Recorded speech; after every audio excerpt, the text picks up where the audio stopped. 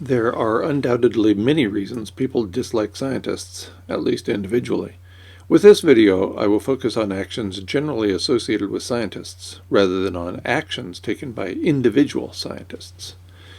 An article published at The Brighter Side of Life on May 24, 2025 is titled, "New Study Redraws the World Map.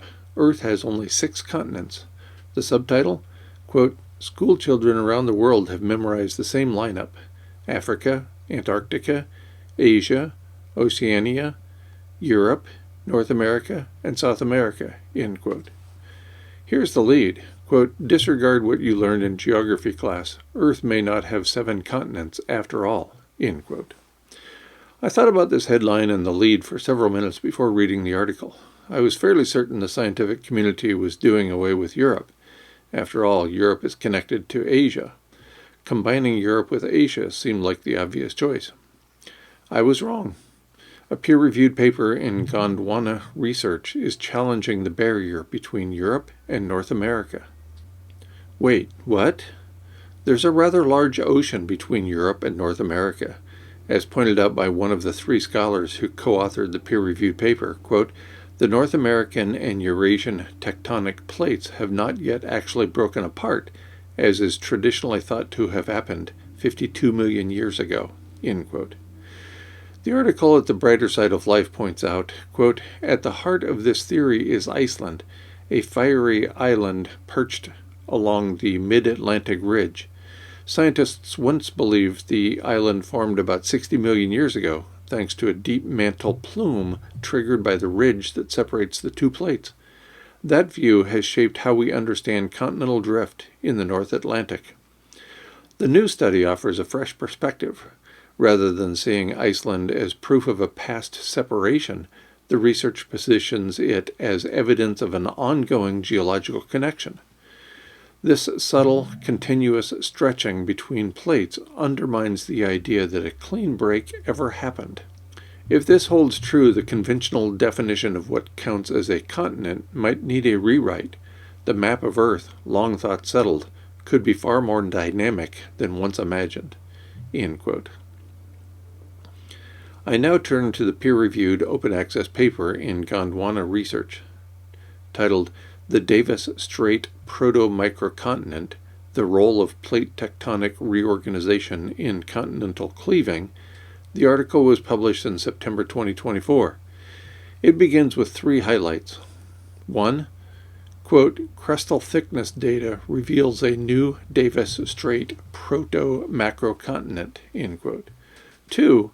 Quote, "Plate modeling and crustal thickness data indicate a pre-Ungava transform margin," end quote. And 3. Quote, "Seismic and plate kinematic analyses links transpression with continental cleaving," end quote. The abstract follows the 3 highlights. Quote, "A prolonged period of rifting and seafloor spreading between Greenland and North America formed the Labrador Sea and Baffin Bay oceanic basins connected by the Davis Strait. However, disagreement exists regarding the exact plate motions between Greenland and Canada, as well as the tectonic evolution of the Davis Strait, with previous models unable to explain the origin of anomalously thick continental crust within the seaway. Here, we present a new plate tectonic reconstruction of Greenland's separation from Canada, constrained by a new comprehensive set of mid-ocean ridge and transform fault lineaments identified using free air, vertical gradient, and filtered directional gradient maps from the Sandwell and Smith gravity data. Furthermore, the reinterpretation of seismic reflection data offshore West Greenland, along with a newly compiled crustal thickness model, identifies an isolated terrain of relatively thick, 19 to 24 kilometers, continental crust that was separated from Greenland during a newly recognized phase of east-west extension along West Greenland's margin. We interpret this continental block as an incompletely rifted microcontinent, which we term the Davis Strait proto-microcontinent.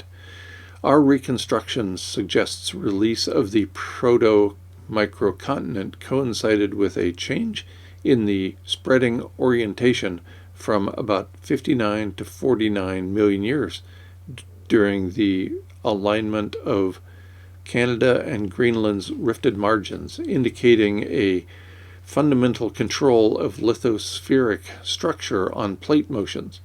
Proto-microcontinent separation was induced by transpression along a newly recognized northeast-southwest trending transform margin that joined the Labrador Sea and Baffin Bay prior to development of the Ungava fracture zone.